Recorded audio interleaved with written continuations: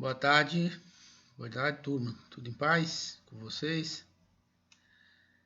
Bom, gente, nós vamos falar aqui sobre as doenças anorretais, que eu acho que é a nossa última aula do semestre. É claro que esse semestre ele foi totalmente atípico, né? Tanto para vocês que estão em casa, quanto para nós professores. É uma experiência, para nós, uma experiência nova, e acho que também para vocês, que nós não tínhamos ainda feito aulas à distância.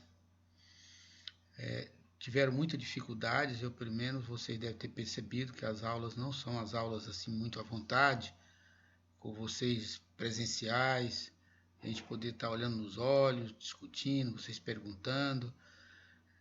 Infelizmente isso não depende da gente, mas foi uma forma que que a universidade conseguiu equacionar para que você não tivesse prejuízos maiores. E assim também para os professores, como eu, por exemplo, que não tinha experiência em dar aula dessa natureza, estou aqui fazendo o que eu posso de melhor. Eu gostaria que vocês, depois de tudo isso, fizessem comentários lá no WhatsApp, quanto a opinião de vocês, as críticas, os elogios, o que vocês acharam, o que poderia melhorar. É claro que a gente não é perfeito, a gente é humano e comete alguns erros. Eu tive alguma dificuldade para fazer essas aulas, porque realmente eu estou me sentindo um estranho aqui. Mas eu estou tentando aqui da melhor forma transmitir para vocês alguns conhecimentos que eu tenho e os conhecimentos da literatura. Em relação às avaliações de vocês, nós começamos a faculdade, o período, com um propósito, nós tivemos aí umas 2, 3 aulas, foram 2 aulas, um propósito de mudar a metodologia. E no início eu estava achando muito interessante pelo interesse que despertou em vocês. E nós estávamos com a ideia de que esse semestre seria assim, um semestre diferenciado. Mas valeu a experiência, acho que os próximas turmas nós poderemos voltar a fazer isso. E isso é uma tendência que a própria faculdade tem estimulado, o próprio Ministério da Educação tem estimulado para que nós mudemos o modo de ministrar as aulas. Mas a pandemia mudou mudou muito as nossas perspectivas, mudou muito nossos sonhos e que de uma certa forma serviu para nós podermos avaliar quanto é a vida corrida, que nós não temos tempo para parar e pensar, como estamos fazendo agora. Eu descobri que a vida na roça é bem melhor que aqui na cidade. Bom, gente, então hoje nós vamos falar sobre as doenças anorretais. É um tema que eu incluí já alguns semestres anteriores, porque eu vejo que no ambulatório, lá onde vocês vão estar no PSF, ou mesmo aqui no hospital, e vocês vão lidar com queixas muito frequentes de pacientes, olha, eu fui defecar, saiu sangue junto com as fezes, apavorou, pensou que era câncer, eu fui defecar, senti dor, passei a mão em volta do ânus, percebi que aparecia um caroço. Então são queixas muito frequentes e é importante que vocês tenham alguma noção de como identificar as principais patologias relacionadas com essa região e também uma forma de vocês direcionar esses pacientes para uma investigação. Mas antes de que nós falemos sobre as doenças, sobre as situações mais corriqueiras que nós vamos deparar, é preciso que eu fale com vocês sobre a anatomia dessa região.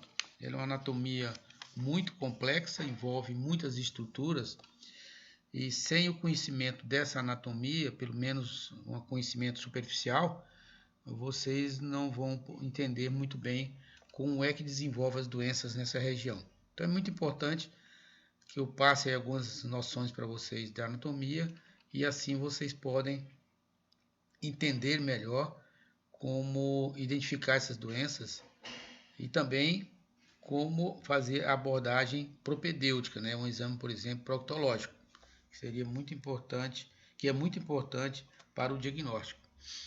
Então, gente, começando aqui pelo reto, essa imagem que vocês estão vendo aí, aqui tá vendo essa linha, tem essa linha aqui no meio, para cima da linha, nós temos aqui o reto. Se vocês olharam aqui, uma linha traçada em cima e outra mais ou menos aqui no meio, está escrito aqui reto. Então, o reto é tudo isso. Aqui mais embaixo é a ampola retal. Terminando a ampola retal, inicia o canal anal, que é a área de nosso interesse. Lá na frente eu vou detalhar melhor sobre o canal anal para que vocês possam entender. O reto é onde acumula fezes. Então, todo o mecanismo de formação das fezes no colo culmina com o depósito das fezes no reto e na ampola retal. Existem alguns mecanismos muito complexos aqui no canal anal e no reto, que é o mecanismo de evacuação e o mecanismo de continência. Às vezes a gente fica meio imaginando como é que vão formando fezes, elas vão depositando na ampola retal e essas fezes não saem pelo ânus sem que haja todo um reflexo de evacuação, sem que haja uma vontade ou um reflexo voluntário para que eu sente no vaso e elimine essas fezes. Da mesma forma, o mecanismo de evacuação. Isso tudo é comandado por um grupo de músculos e de nervos que se entrelaçam e provoca todo esse mecanismo. Rapidamente, o mecanismo da evacuação ele é dado a partir do momento que as fezes chegam no reto, principalmente na ampola retal, que na parede da ampola retal existem receptores nervosos que à medida que vai distendendo o reto com fezes, esses receptores são estimulados e essa estimulação a nível de vai para o cérebro via vagal ou parasimpática. No sistema nervoso central, ele identifica o grau de necessidade evacuatória. Então, claro que quanto mais fezes, maior o grau de necessidade, maior a urgência que a pessoa tem de ir no banheiro. Essa informação sendo identificada no sistema nervoso central, ela volta com reflexos eferentes, fazendo com que haja relaxamento dessa musculatura lisa, desde o sigmoide reto até o ânus, fazendo com que haja um relaxamento do esfíncter anais interno, principalmente depois do esfíncter anal externo, coisa que eu vou explicar lá na frente. Isso aí faz com que depois haja todo um mecanismo de defecação. O canal anal, ele é uma área muito pequena que vocês vão ver aqui, com essa linha tracejada aqui abaixo do reto, a linha tracejada, e aqui mais embaixo outra linha tracejada próximo ao ânus. Então, nós temos essa linha que se chama linha ano-retal em cima e ano-cutânea embaixo. Então, esse espaço entre a linha retal, essa linha ano, é a linha imaginária, tá, gente? Ano retal, parte superior, e ano cutâneo inferior, essa área é que nós chamamos de canal anal. Mede mais ou menos 4, 5 centímetros de extensão, e nós dividimos essa área em três partes. Essa divisão é muito importante porque aqui vão surgir, em cada parte individualmente, vão surgir algumas situações de doenças ou de alterações que vão depois se manifestar como sintomas. Então, nós temos aqui o terço superior, que é acima dessa linha denteada que vocês têm aqui embaixo. partindo para cima é o terço superior. Esse terço superior, ele também contém receptores intramurais, que quando as fezes vão passando e haja um relaxamento, ele identifica o conteúdo o estado de conteúdo intestinal. Então, lá no reto, lá na ampola retal, eu tenho receptores que identificam a intensidade da defecação, do momento da defecação. Aqui mais embaixo, eu tenho receptores que identificam o estado do conteúdo. Minhas fezes estão duras, estão moles ou estão mais ou menos? Claro, quando eu vou defecar, mais ou menos eu tenho uma ideia de como minhas fezes estão.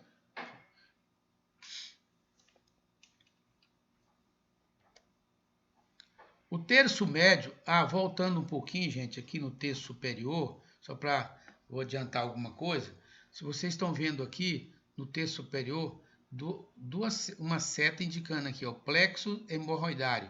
Vocês vejam que ele está submucoso. A mucosa está aqui, esses pontinhos mais vermelhos aqui indica os plexos hemorroidários, então ele está submucoso. Aqui embaixo, já no terço inferior, já quase externo, eu tenho o plexo hemorroidário externo, que ele é subcutâneo. Isso aqui é muito importante. O plexo hemorroidário interno, que está para cima da linha pectínea, ele é submucoso. Isso é importante porque no momento da cirurgia, o médico tem que tomar muito cuidado, que ele pode lesar aqui mais embaixo essa musculatura que vocês estão vendo aqui, ó. Essa musculatura longitudinal ao lado aqui, que é músculo liso. Então, a lesão desse músculo pode levar à incontinência fecal. Pois bem, no terço médio,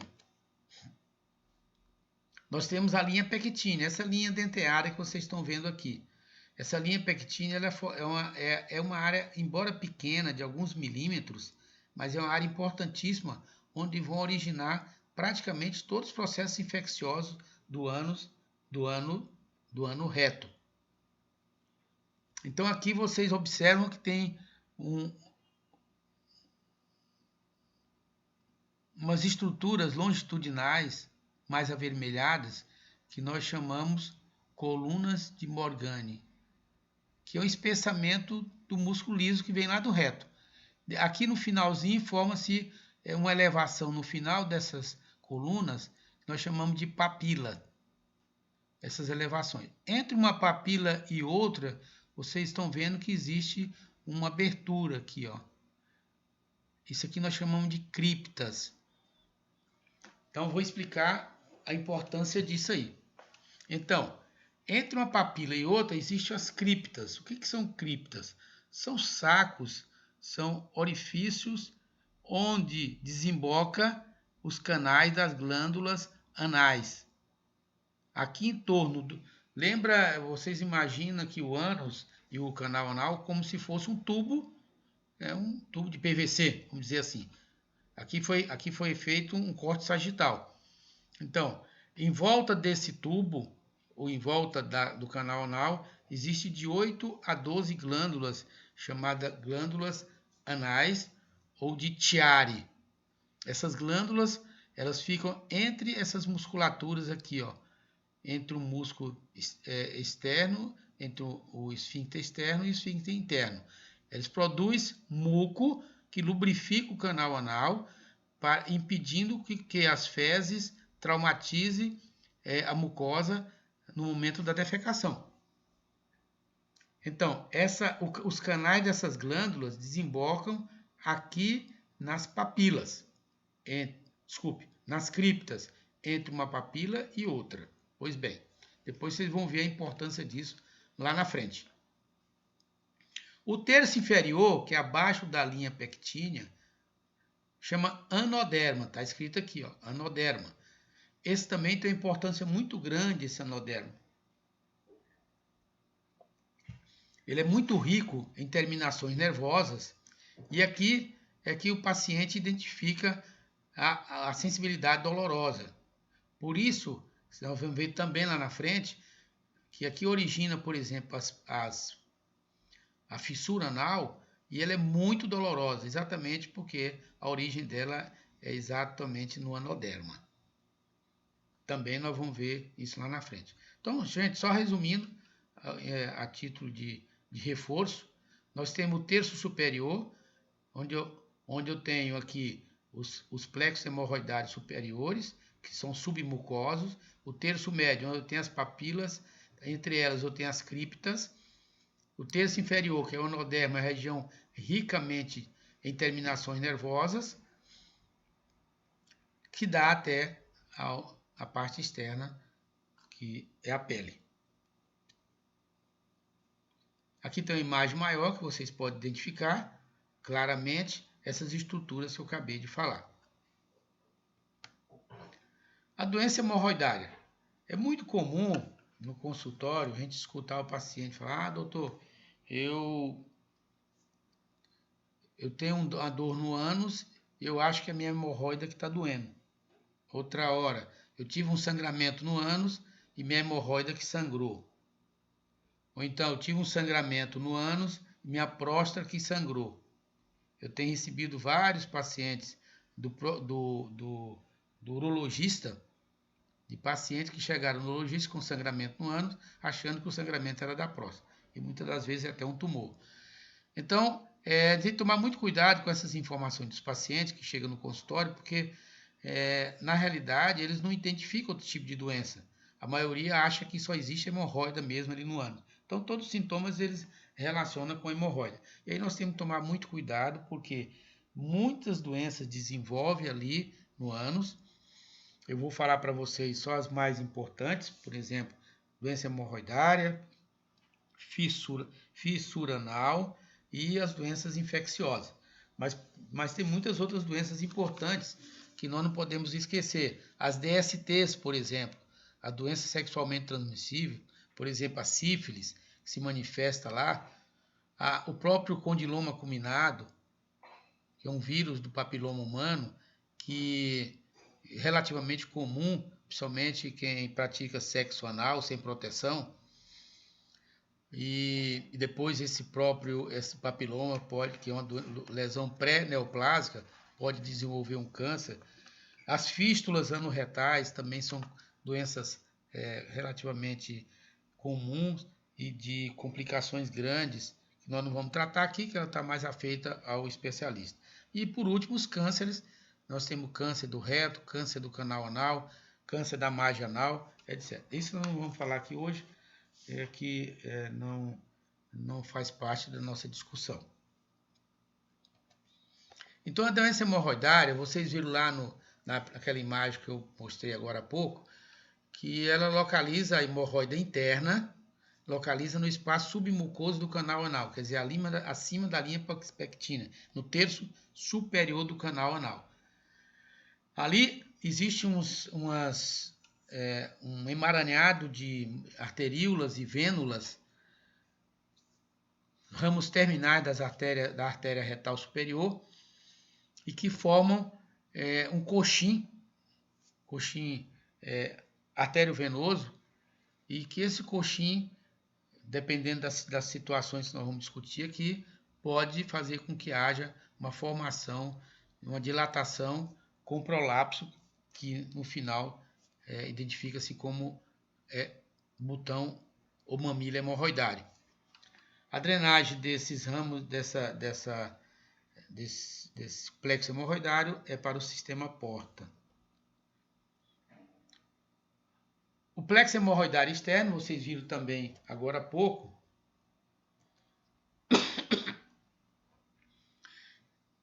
ele localiza no espaço subcutâneo, quer dizer, abaixo no terço inferior do canal anal, abaixo da linha pectínea. Ele é vascularizado pelas artérias retais inferiores, que drena para a veia cava da circulação do sistema. Interessante salientar para vocês, gente, é que não é um estanque a hemorroide interna e a hemorroide externa. Normalmente, as hemorroidas elas vão evoluindo e vão envolvendo os dois plexos, que eles se interligam. Então, aqueles pacientes que têm uma hemorroida interna, tipo grau 3, grau 4, depois vocês vão ver também isso, termina desenvolvendo também hemorroidas externas. Isso é importante porque na hora do tratamento, principalmente o tratamento cirúrgico, o médico vai ter que fazer uma individualização disso aí. Então, só para vocês entenderem a imagem aqui, acima da linha pectínea eu tenho um plexo hemorroidário interno, que ele é submucoso, e desenvolve as hemorroidas internas. Aqui embaixo eu tenho um plexo hemorroidário externo, que é subcutâneo, que ele desenvolve as hemorroidas externas. Por que a hemorroida não dói? Porque ela não desenvolve aqui no anoderma, ela desenvolve aqui na parte superior, que aqui é uma área praticamente indolor, e aqui no subcutâneo também é uma área praticamente indolor. Então, essa ideia de que a hemorroida dói, nós temos que mudar a partir de hoje. A hemorroida só dói quando está complicado. A etiopatogenia, quando eu falo etiopatogenia, eu estou saindo de uma causa, etiologia é causa, para uma doença, que é patogenia. Então, a causa para uma doença. Então, a causa pode ser uma dificuldade de esvaziamento vascular no ato defecatório? Pode sim. Um prolapso anormal do plexo durante a evacuação? Esses plexos hemorroidários, normalmente eles são sustentados por fibras musculares lisas que estão ali abaixo da mucosa. E às vezes um relaxamento ou o paciente constipado cronicamente, dificuldade para defecar por muitos anos, essa fixação do plexo pela musculatura vai relaxando e ele vai fazendo com que haja um prolapso desse plexo hemorroidário. Geralmente os pacientes têm dieta pobre em resíduos, principalmente dieta pobre em fibras e ingestão de pouca água. Vocês viram isso aqui quando eu falei sobre constipação intestinal, que é mais ou menos o que eu estou tentando aqui mostrar para vocês. Então, pacientes que têm dieta pobre em resíduos, pobre em água, que faz pouca atividade física, são pacientes que costumam ter uma motilidade intestinal menor, eles costumam desenvolver mais situação de constipação. A predisposição familiar não é doença hereditária. O que se observa é uma predisposição familiar onde vários membros da mesma família às vezes desenvolvem, possivelmente pelos hábitos hábitos alimentares, hábitos de vida comum daquela família. Dos fatores que desencadeia ou agrava a constipação,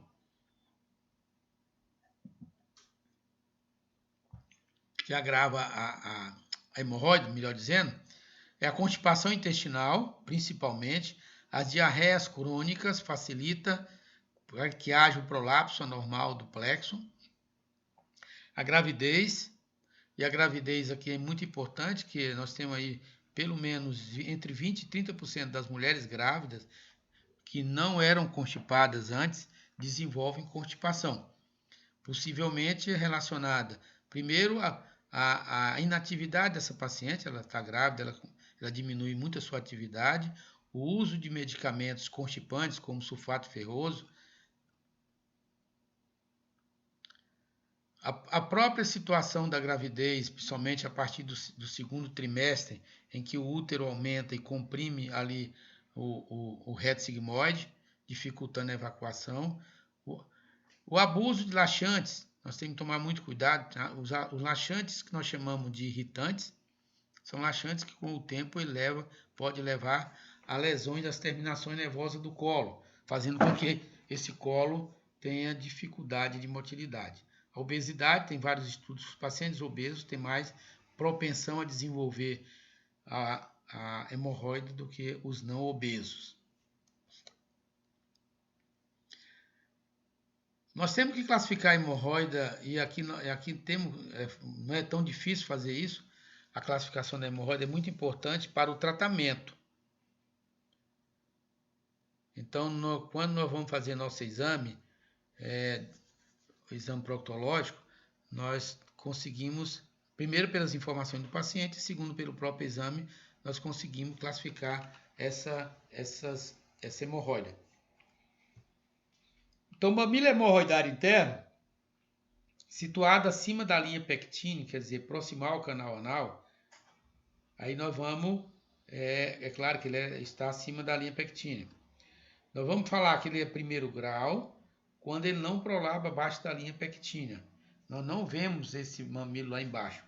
Mesmo defecando, ele não prolaba. Geralmente, nós suspeitamos, porque esse paciente relata que tem pequeno sangramento juntamente com as fezes. No segundo grau, ele prolaba, quer dizer, ele desce.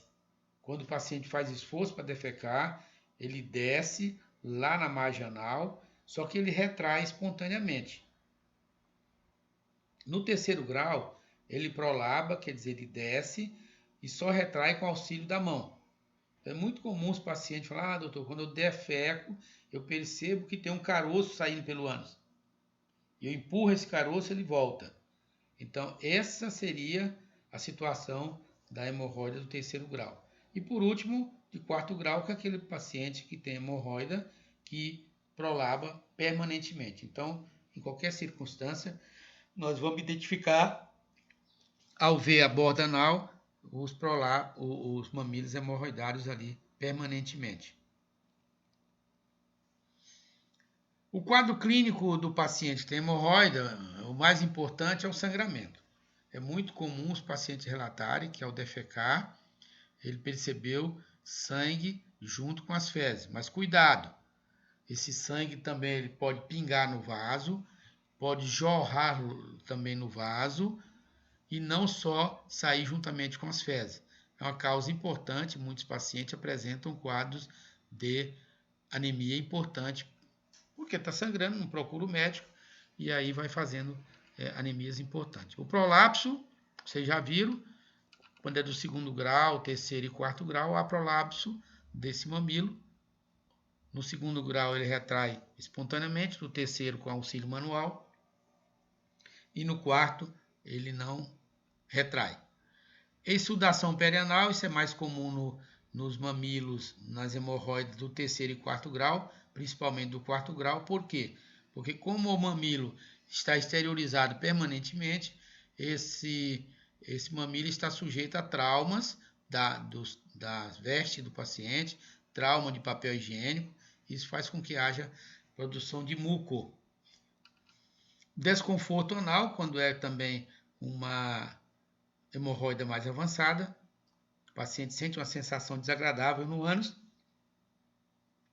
Como eu falei agora há pouco, a hemorroida normalmente ela não dói, até porque a localização dela está longe, por exemplo, ou está distante da área inervada, que seria o terço inferior do canal anal, que é o anoderma.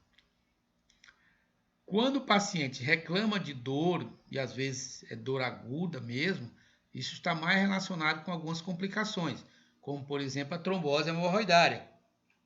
Um quadro agudo, em que o paciente normalmente vai para o hospital, porque a dor é muito intensa.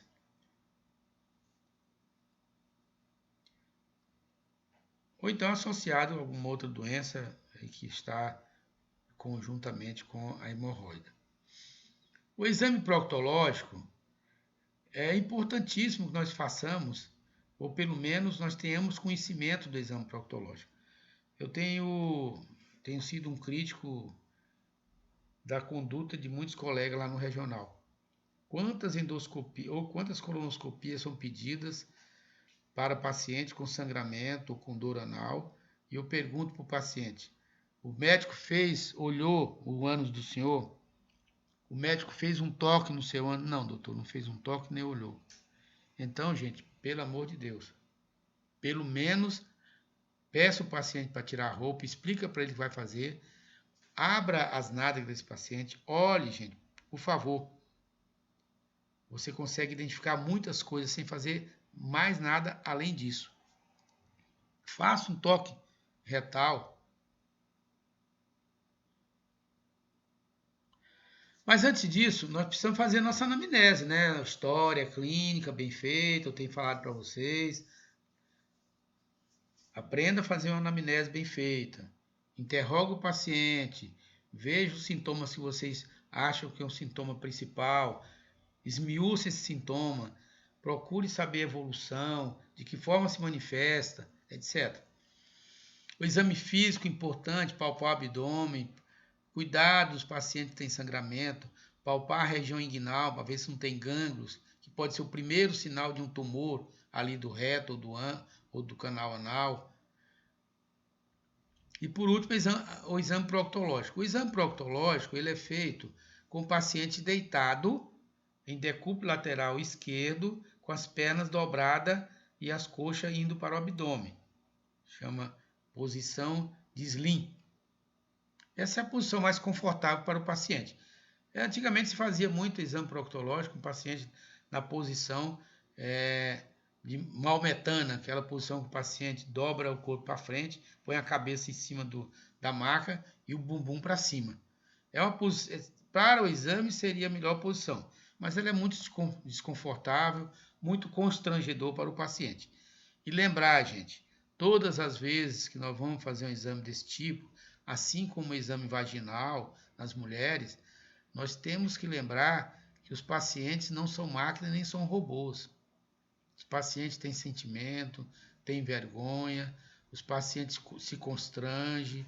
Então nós temos que tomar muito cuidado ao fazer esse exame, explicar para o paciente o que você vai fazer e a importância disso aí para ele. Olha, o senhor vai se expor, nós vamos tirar sua roupa, mas você vai se expor, ou vai expor seu ânus, não vamos fazer um toque no seu ânus, mas isso é muito importante para o nosso diagnóstico.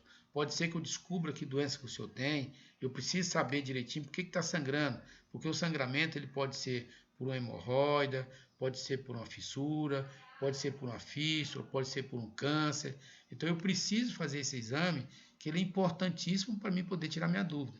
Quando se explica isso muito bem para o paciente, raramente o paciente recusa se submeter ao exame. Agora, o que eu não posso fazer, o que nós não podemos fazer, é simplesmente pedir o paciente que retire a roupa e sem explicar nada, de repente você faça um toque retal nesse paciente. Gente, isso é inconcebível na medicina, embora a gente vê acontecer com uma certa frequência. Pois bem, o paciente está na posição decúbito lateral esquerdo, dobrou as coxas sobre o abdômen. Nós vamos fazer primeiro a inspeção. Eu afasto as nádegas do paciente e vejo lá no ânus e em volta do ânus. Se é uma hemorroida de terceiro e quarto grau, provavelmente eu vou observar e ver que tem os mamíferos hemorroidários. E também em volta do ânus. Esse paciente pode ter uma lesão dermatológica, por exemplo, por uma DST, pode ter verrugas, também uma DST, ou mesmo uma doença dermatológica, alérgica, etc.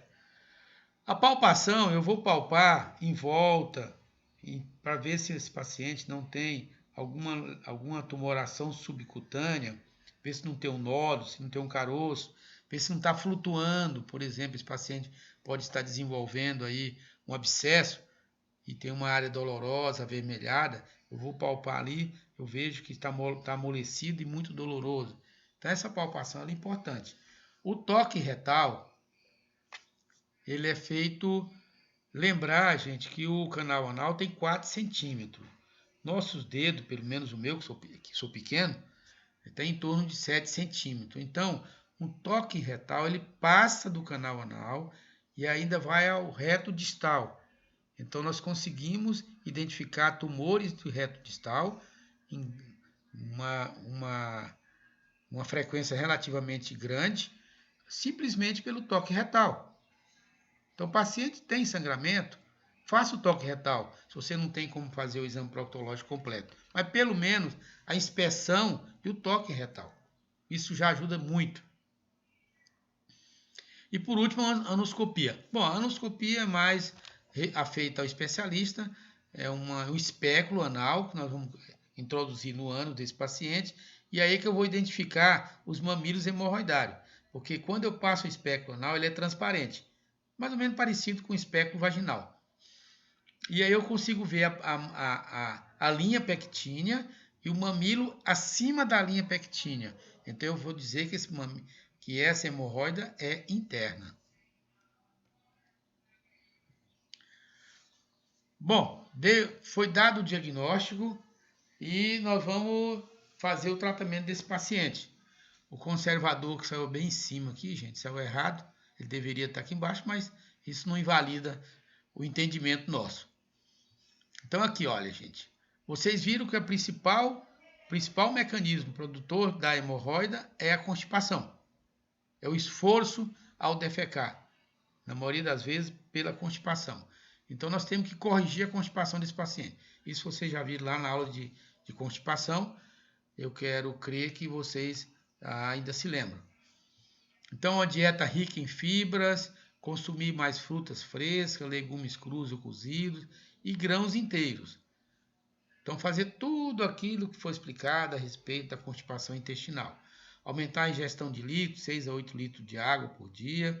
Banho de assento em água morna 2 a 3 vezes ao dia. Não precisa ser um banho de assento demorado, 10 minutos, 15 minutos no máximo.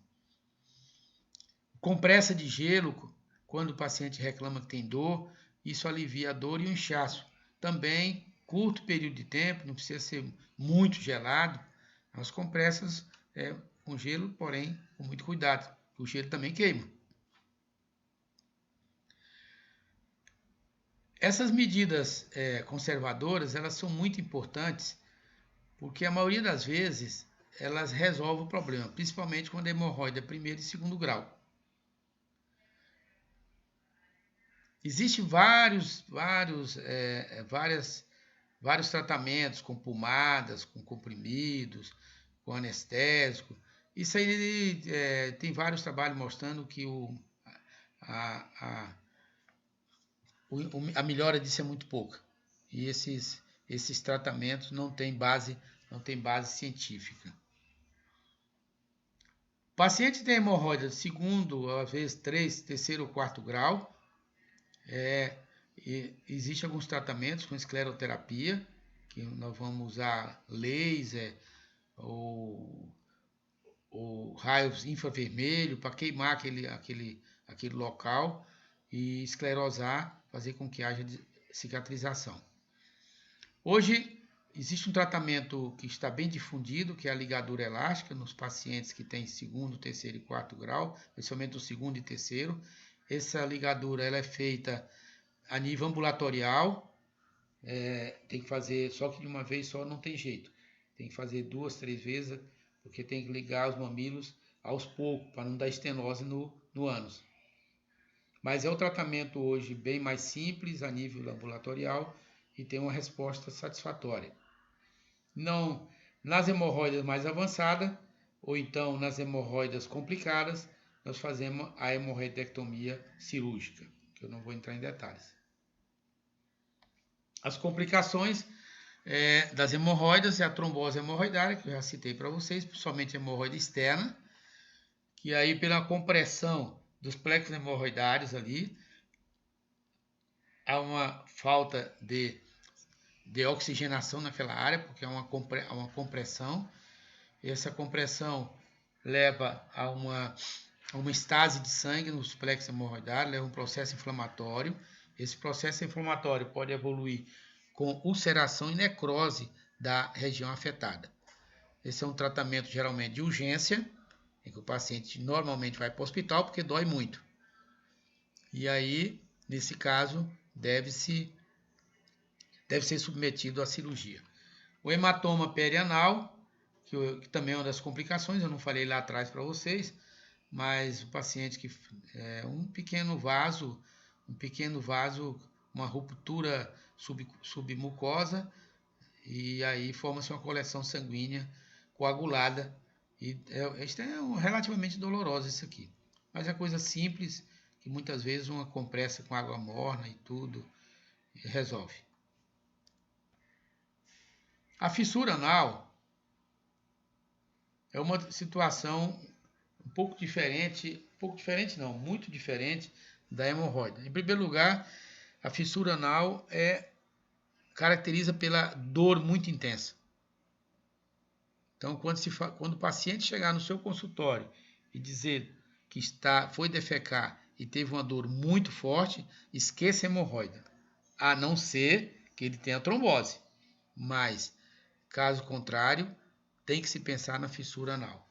É uma afecção universal, benigna, acomete ambos os sexos e todas as faixas etárias. Causa muita dor. A fissura anal ela provoca dor lancinante, dor muito forte e bastante sofrimento. O paciente, só em pensar em defecar, ele já tem um sofrimento, porque sabe que vai doer muito. Isso, às vezes, faz com que ele iniba a defecação. Se ele inibe a defecação, suas fezes vão ficar mais duras. Essas fezes mais duras vai fazer com que ele tenha que fazer mais esforço para defecar. E, é claro, a dor vai aumentar. Isso faz com que haja um ciclo vicioso. É uma lesão ulcerada no anoderma. Você lembra quando eu falei no anoderma? Que é o terço inferior do canal anal. É uma região muito inervada. E ela está sobre o músculo liso, que é o esfíncter anal interno. Esse esfíncter anal interno está permanentemente contraído, fechando o ânus. Ele só vai relaxar e abrir quando o paciente for defecar. Eu estou falando isso para vocês entenderem por que esses pacientes têm muita dor quando tem fissura anal. Não ultrapassa a linha pectínea nem a linha anocutânea. Vou mostrar uma imagem aqui que vocês vão ver. Ela fica entre a linha pectínea e a linha anocutânea. É uma lesão muito pequena, 1 centímetro, no máximo 1,5 centímetros.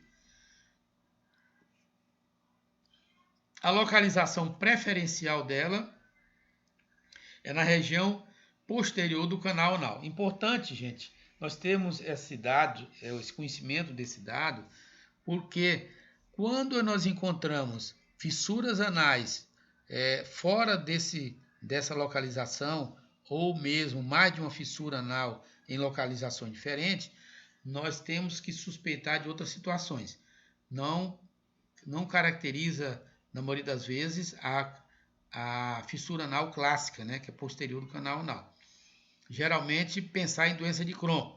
Se for um paciente jovem e tiver fissura em várias localizações, por exemplo, lateral, direita, esquerda, ou região anterior, ou mais de uma fissura, pensar em doenças que não a fissura anal. Olha aqui, então, só para vocês terem uma noção, a fissura anal ela fica entre a linha pectínea e a linha anocutânea. Olha, ela fica aqui no anoderma. Aqui é um exemplo bem típico de uma fissura anal. Tá na parede na porção posterior do canal anal, já fora. É o canal anal porque está no anoderma. Então, essa fissura, vocês estão vendo, está aberta aqui, ó. Ela está sobre. Essa aqui são as fibras da musculatura lisa, ó.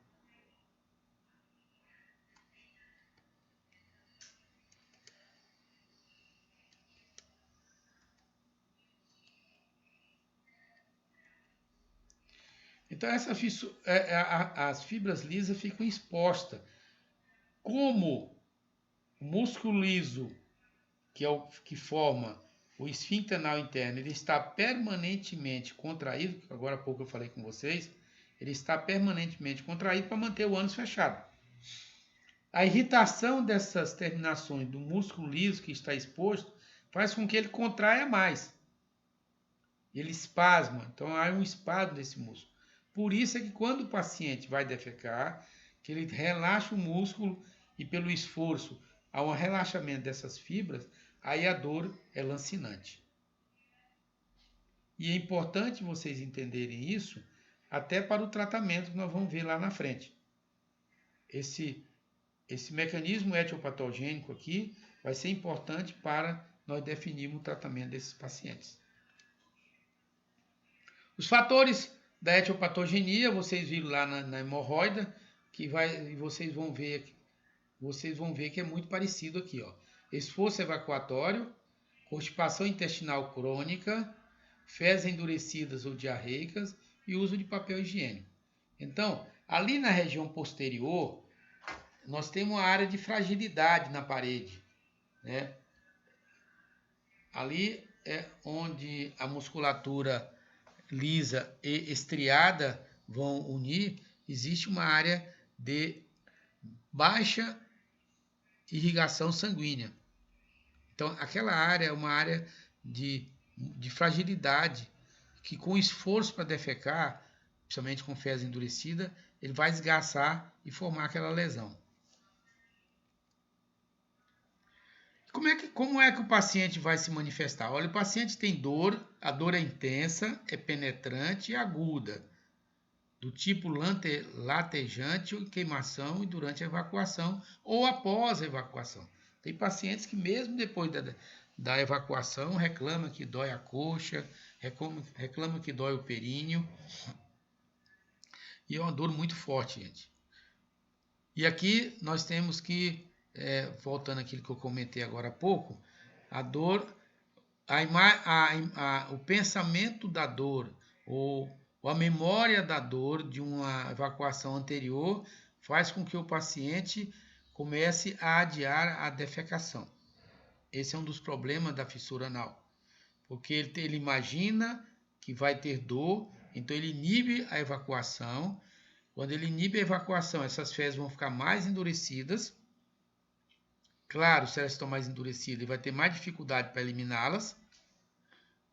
E isso vai fazer com que haja mais trauma, o relaxamento da musculatura lisa seja com maior dificuldade, isso leva a ter dores mais fortes.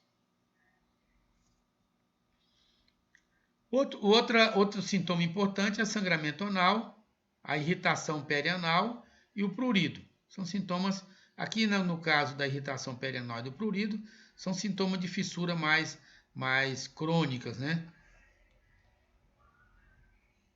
Anamnese, vocês viram os sintomas ali, a inspeção anal, gente, olha, não custa nada, não precisa ser especialista para poder fazer isso aqui.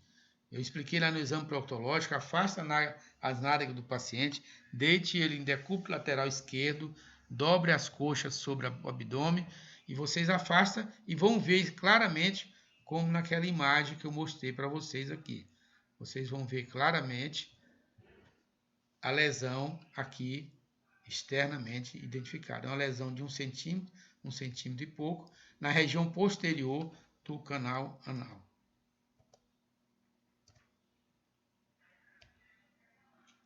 O tratamento da fissura anal, ele é um tratamento, existe o tratamento conservador, que volta aquilo que nós conversamos sobre as hemorroidas, correção, se o paciente, hemorroida não, gente, desculpe, a constipação. Se o paciente é constipado, fazer toda aquela mudanças, toda aquela orientação, todo aquele tratamento para a constipação intestinal.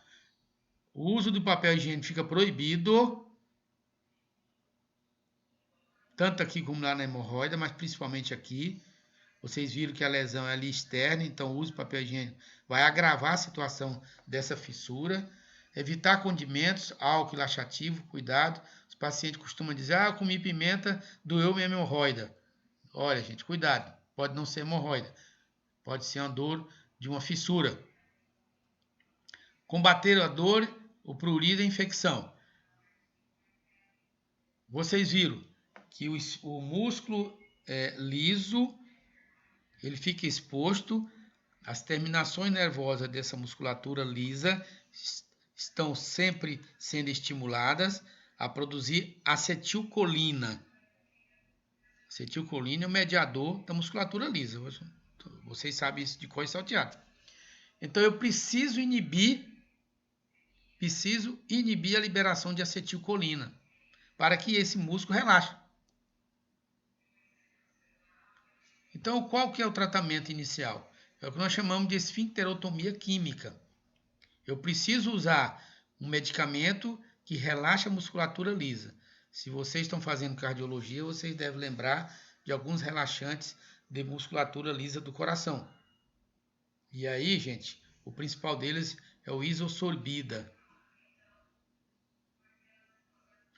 a 1%. Só que nós não vamos usar comprimido, eu vou usar isosorbida em pomada. Ou, se eu não usar o isosorbida, eu posso usar algum outro relaxante, por exemplo, os inibidores de canais de cálcio, que é a nifedipina, que também relaxa essa musculatura. Então, deixa eu explicar para vocês. A farmácia de manipulação, ela faz um preparado, eu costumo pedir para meus pacientes da seguinte forma.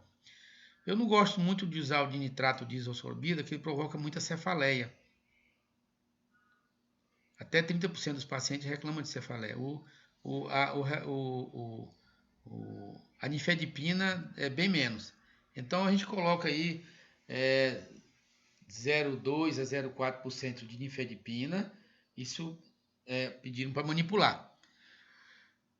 Nós colocamos também uma lidocaína, que é um anestésico tópico, para melhorar essa dor. Então eu pego a lidocaína 2% gel e peço para misturar nessa pomada de relaxante muscular liso. Depois eu posso colocar também uma pomada chamada pomada cicatrizante, que funciona como veículo para esse medicamento.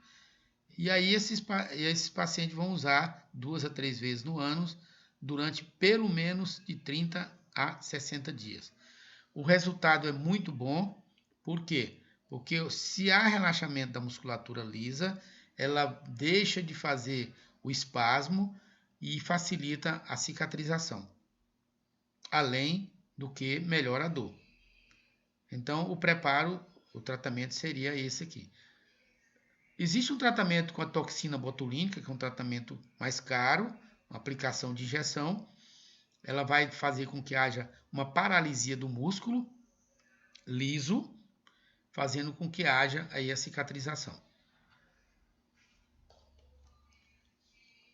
Se o paciente não melhora, pode-se fazer uma eliminação dessa hipertonia. Essa eliminação da hipertonia, o médico faz um corte no músculo liso, ele há um relaxamento desse músculo e, nesse caso, a cicatrização. Cuidado! Esse corte no músculo liso pode levar à lesão total do músculo, fazendo com que esse paciente desenvolva incontinência a gases ou a fezes. E por último, a cirurgia. Tanto faz a esfincterotomia, essa que eu acabei de falar, como, por exemplo, ressecar a própria fissura.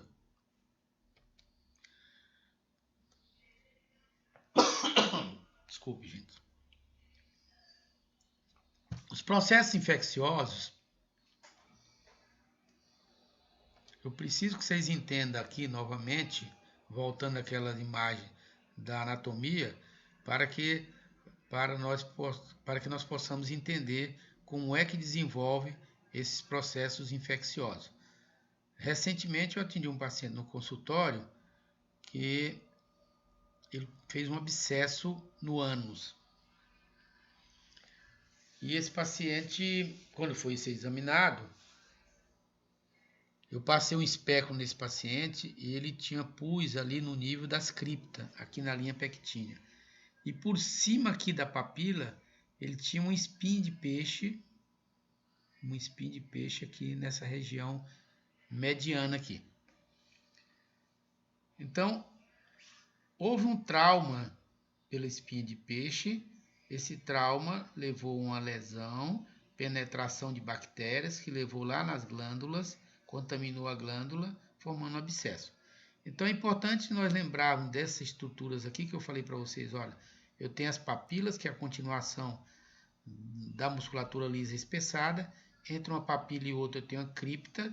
Criptas são sacos, sacolas, onde os orifícios de drenagem das glândulas anais desembocam o muco.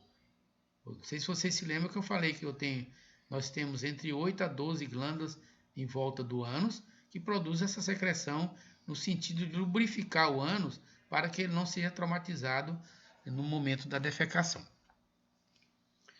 Então, eu quero que vocês entendam bem isso aqui, para que vocês também entendam como que forma o mecanismo dos processos supurativos anorretais.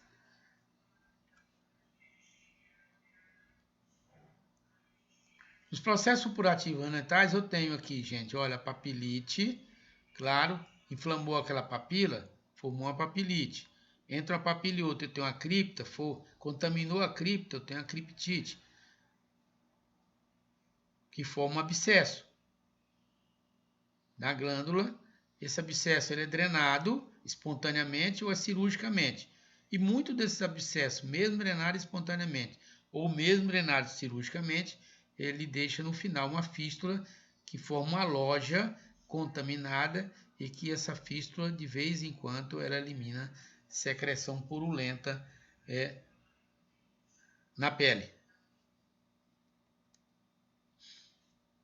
A etiologia principal são as doenças intestinais, por exemplo, a doença de Crohn, os traumas, que eu falei agora há pouco, por exemplo, um trauma de um pedaço de osso, que pode passar ali e traumatizar, uma espinha de peixe, um trauma de algum trauma que vem de baixo, né? A gente tem visto aí tem visto e tem lido algumas excrescências sexuais de usar alguns produtos de plástico e tudo para fazer sexo anal. Isso leva realmente a traumas importantes, podendo desenvolver as complicações como processos infecciosos. As complicações pós-operatórias, principalmente nas hemorroidectomias, as doenças malignas como o câncer, a radioterapia e a cripto glandular, que é a mais importante, que é a contaminação da glândula. 80% dos processos infecciosos desenvolvem-se em uma glândula. Eu vou voltar aqui para vocês entenderem novamente. Uma glândula. Então, a contaminação aqui de uma cripta leva a contaminação pelo canal da glândula. As glândulas estão entre os esfíncteres. Contaminou a glândula, forma aqui um abscesso. E esse abscesso pode drenar na própria glândula ou na própria linha pectínea, mas a maioria das vezes eles drenam. Olha, os abscessos eles podem drenar aqui bem rente ao ânus ou nas nádegas. Ou esse abscesso pode subir em direção ao reto, que são abscessos complicados, que pode levar inclusive a quadros graves de sepse. Mas a maioria deles são abscessos que drenam aqui em volta do ânus.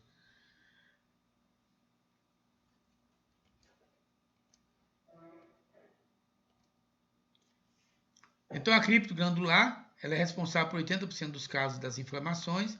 Fatores predisponentes: estado geral do enfermo, às vezes pacientes que já têm comorbidades importantes, doenças associadas, como por exemplo diabetes mellitus, pacientes imunodeprimidos, com AIDS, linfoma, leucemia, paciente que submeteu a quimioterapia, a radioterapia. Então, são pacientes que são mais propensos a desenvolverem esses processos infecciosos. O trauma local, passagem de fezes endurecida no canal anal, e pode traumatizar lá, gente, as criptas. Quadro diarreico intenso também pode traumatizar.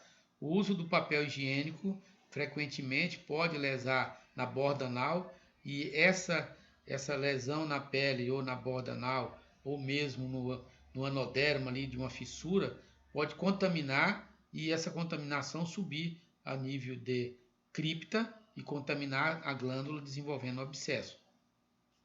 O trauma leva a um processo inflamatório e uma lesão com solução de continuidade. Quer dizer, uma abertura, e essa lesão de continuidade leva a criptite, que eu falei para vocês. No caso, leva a infecção. A criptite leva a um abscesso anorretal, que é uma contaminação da glândula anal. Isso aqui é um resumão. Por fim, esse abscesso ele é drenado espontaneamente ou cirurgicamente, e que às vezes fica uma fístula anal. E aí a drenagem desse abscesso leva a uma fase, seria a fase crônica. E aqui seria a fase, no caso da criptite do abscesso, a fase aguda. Bem, gente, eu espero que vocês tenham entendido bem. Procurei fazer uma aula assim, bem mais resumida e bem mais prática, para que vocês possam usufruir desse aprendizado e que sirva lá na frente para vocês diagnosticar esses pacientes. Eu coloquei essa frase aqui no final, que eu acho que é a última aula nossa. Feliz aquele que transfere o que sabe e aprende o que ensina. Essa frase foi, para quem é goiano, já viu falar na Cora Coralina, que é uma doceira, uma boleira, como se diz, lá de Goiás Velho, uma poetisa, e que ficou muito famosa nacionalmente, e que deixou essa belíssima frase para nós, professores, e que eu gosto sempre de retratá-la aqui. Eu quero agradecer a todos vocês, espero que tenha contribuído aí embora aquilo que eu falei no início, embora um pouco diferente do que tradicionalmente nós fazemos, mas a nossa vida é assim mesmo. A nossa vida ela é cheia de surpresa, é enigmática, ela faz parte do nosso tempo aqui na Terra, né? A vida não é perfeita, a vida não é bonitinha como nós gostaríamos que fosse, ela não é cheia de detalhes como gostaria que fosse. Ela é assim mesmo. E nós, nesses momentos, cabe a nós tentar superar isso da melhor forma possível. E eu espero ter contribuído de uma certa forma para que vocês tenham superado essa dificuldade nesse semestre. E muito obrigado por tudo.